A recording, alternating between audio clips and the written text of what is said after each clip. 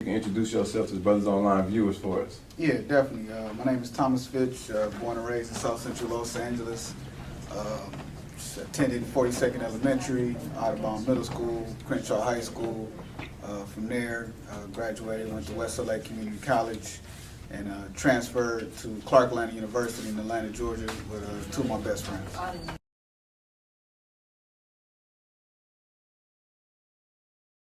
I think first off, I had a good upbringing. I had both of my parents in the household. I probably was one of the only individuals in the area that actually had that. But my dad actually played a father role amongst a lot of my friends at the same time. So that was definitely key. They definitely looked up to my pops, and my pops taught them a lot. Having him in the household played a huge role.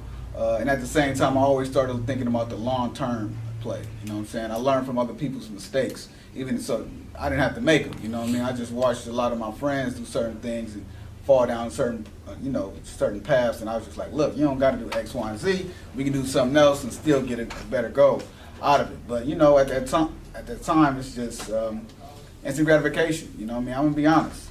I was all about girls, money, and my education. And that really kind of helped. Women kind of helped me stay out of trouble, honestly, in the crazy world. If I wasn't spending so much time with them, I probably would have been spending a little bit more time with some of the homies and, doing some things that probably, that ultimately land them in certain places.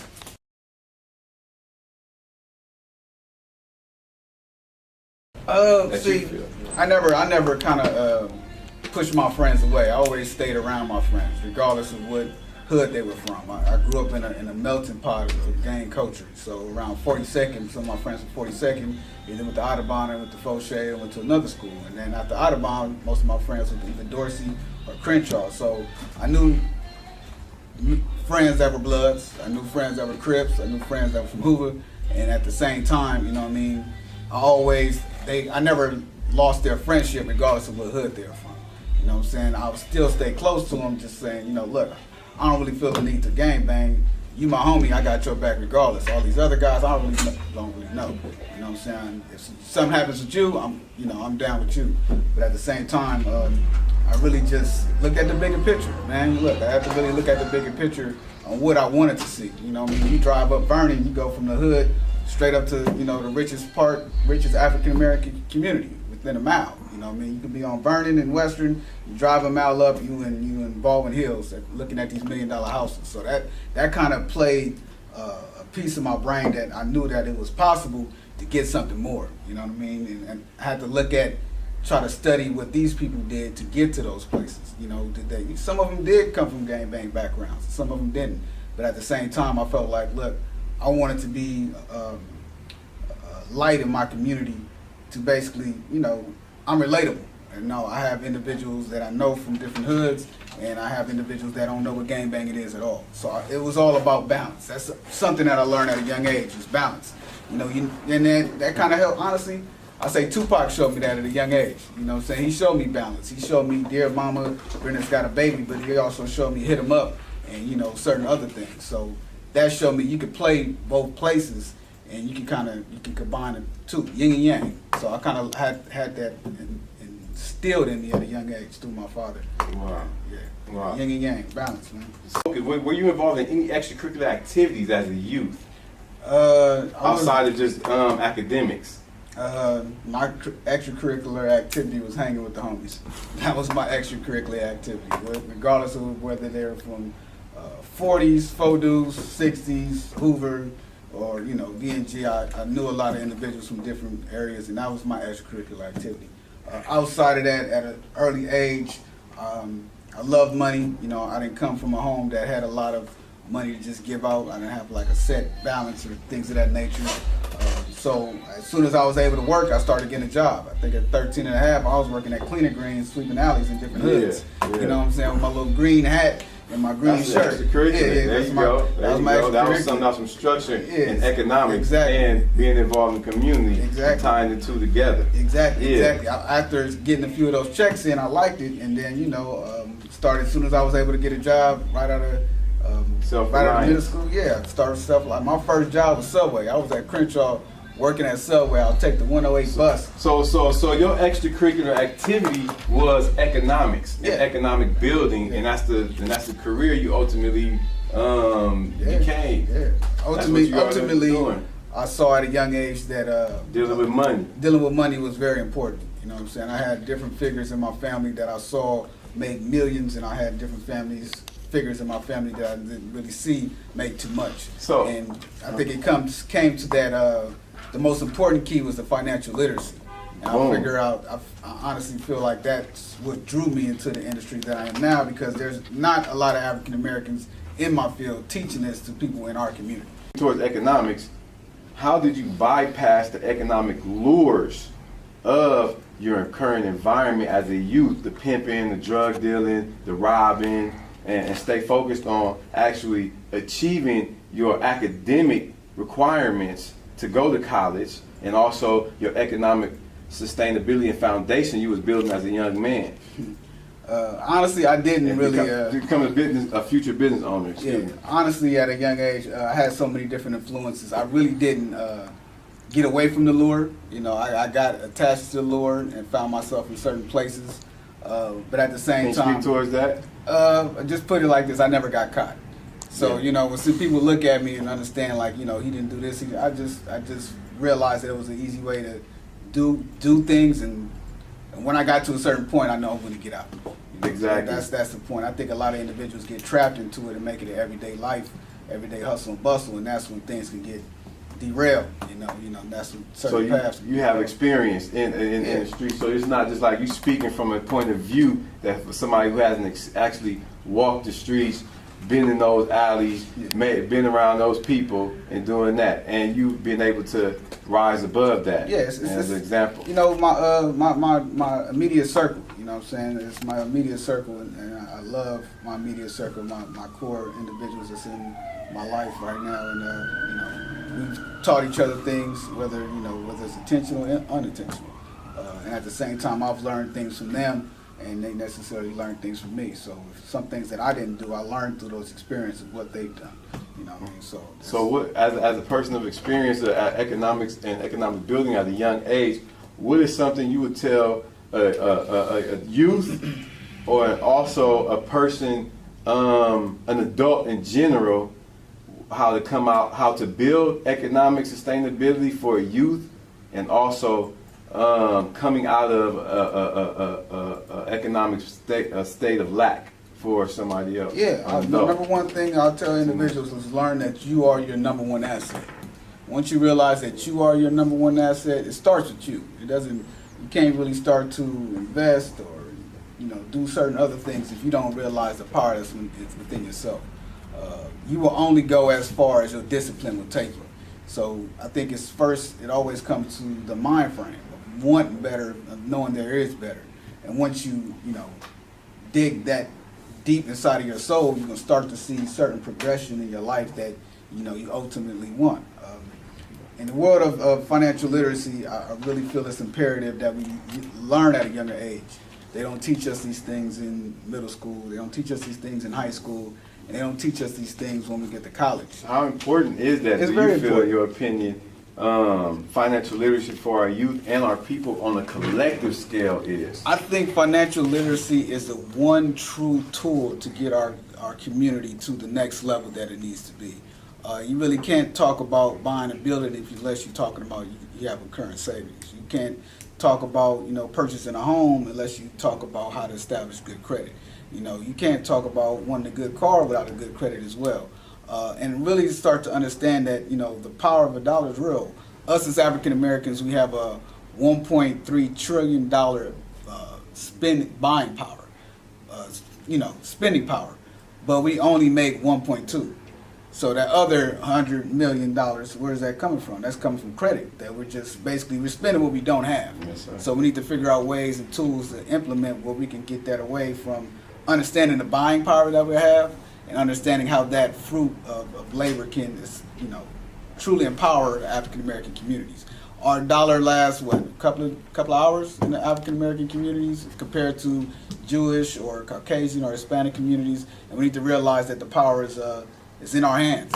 Establishing a form of community economic empowerment is the true form to kind of get us to the next level, in my opinion. Just always ask myself, what would have happened if Black Wall Street never burnt down? Wow. Where would we be as a community if Black Wall Street was still established? That's Understanding that a lot of more millionaires came out of that time in the nation were inside of Black Wall Street than anywhere else. So that's Let's wrap our minds around the gravity of that statement. Yeah.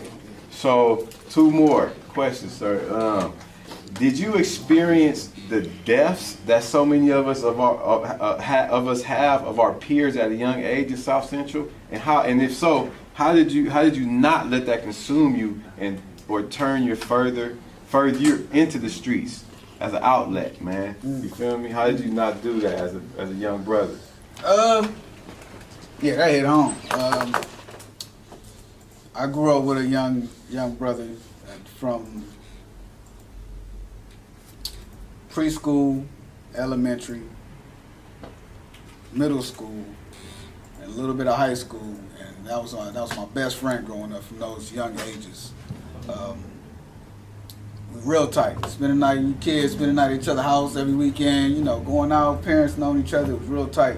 Once he went to another middle school around 8th, 9th grade, kind of separated a little bit, but he came back and he enrolled in Crenshaw. At that time, he got, became a part of the gang. It really didn't matter because I knew the same individuals in that gang from growing up from 42nd Audubon, so it was just like they was all my friends. But yeah, down the line, got into some trouble. Well, it was at an event and, he got shot, he got killed. You know what I'm saying? That hit home. That hurt me a lot. That was somebody that was my first friend that I knew. You know what I'm saying? That was my first friend. Yeah, that was my first friend. Man. First friend. And he passed away right out of, I think I was a year out of high school. Like right out of high school, he passed away. And I still know his pops, still know his mom, still know his brothers. And, it hurt. It hurt tough. You know what I'm saying? Individuals around that age range, you know what I'm saying? It messed with me mentally. Definitely messed with me mentally, and then after that, trauma. Yeah, it was trauma. I got actually shot right before I went to college. Yeah. I got shot February 2005. Wow. You know what I'm saying? Wow. And I got accepted to Clark maybe a month after that. You know what I'm saying? And that was it's a gift and a curse in a sense, just for the simple fact that at that time I was on the fence of whether I want to go to the school or not. I don't know if I want to leave LA. This is all I know. I got a good job. I got a girl. I'm working at Home Depot. I got a 2-door Tahoe. Basically, I'm being complacent. You know what I'm saying? And God had something bigger for me. But still, I was on the fence if I wanted to leave or not. Yeah. You know what I'm saying? Just because it was just a in fear of the road. unknown. Yeah, fear of unknown. And then when I got shot, that was just like, God, like, it's time to go. Wow. You know what I'm saying? So how did you get past that, man? A lot of people in the NC suffer from PTSD, excuse me, and a lot of other things like that. How did you not let that deter you and still stay focused and funnel that into building what you have now? It took some time. PTSD is real. Post-traumatic street syndrome. It's a post-traumatic street syndrome.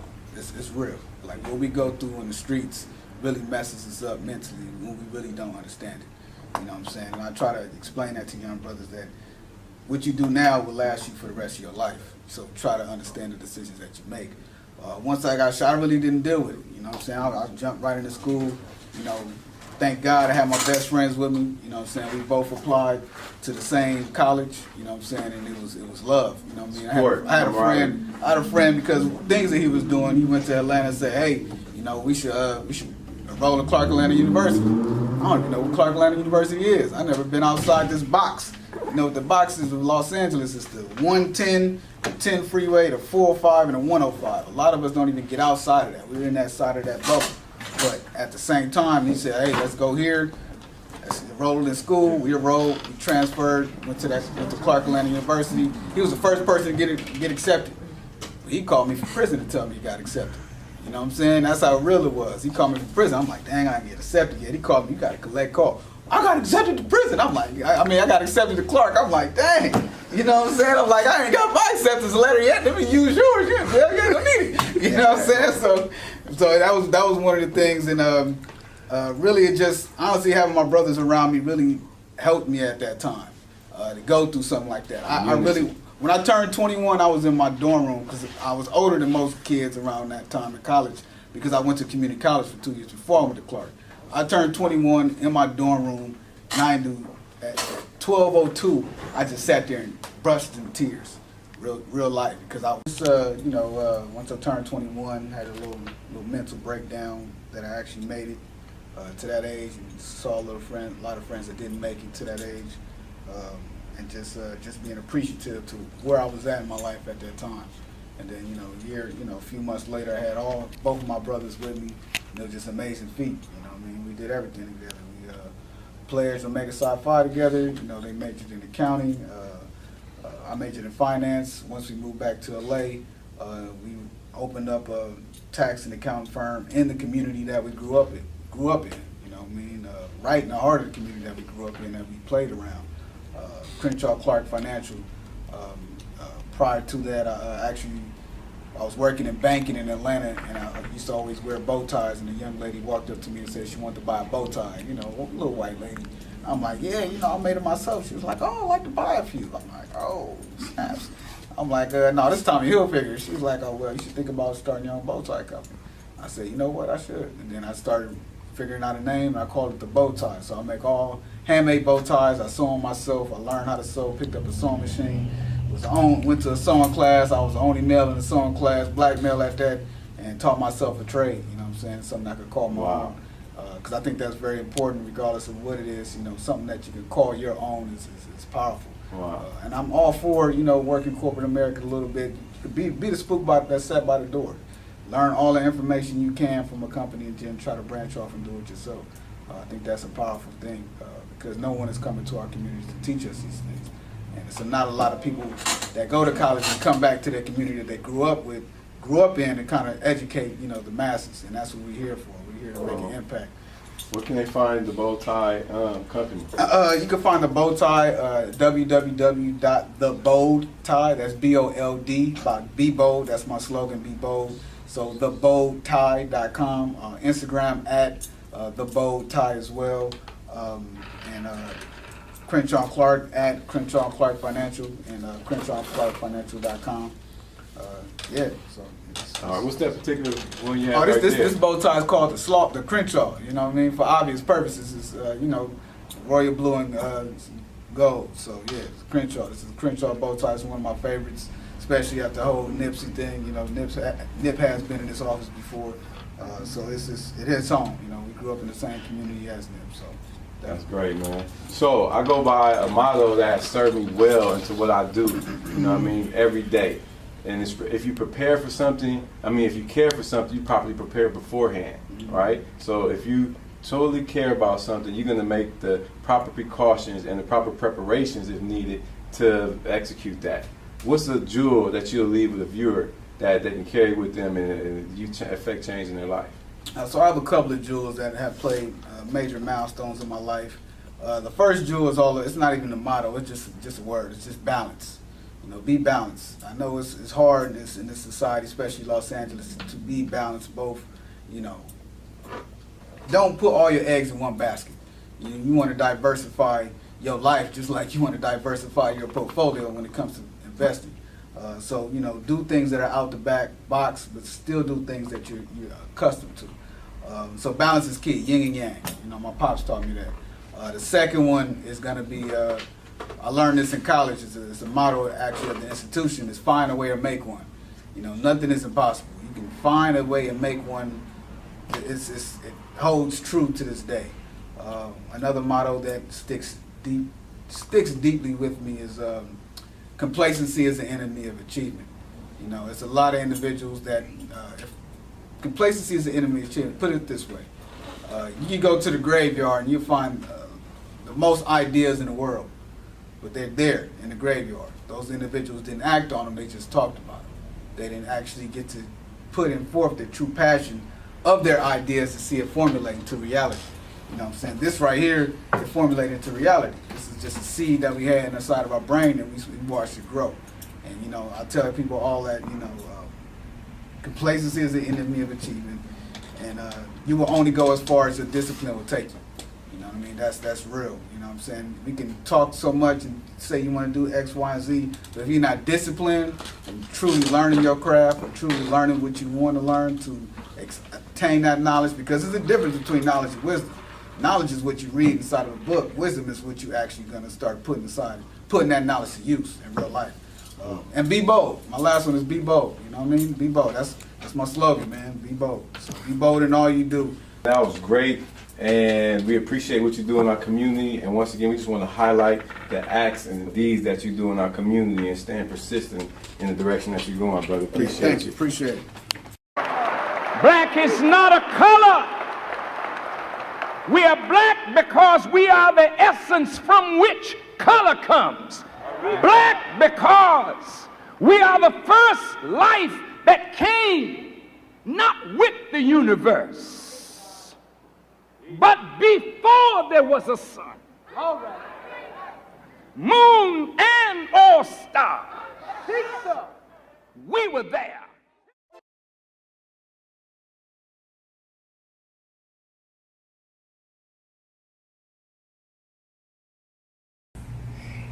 You see these guys, they want to be gangsters, but they don't understand the whole ideology of you take the money that you gangsterize and you turn that into real money or money that is legitimate. You feel what I'm saying?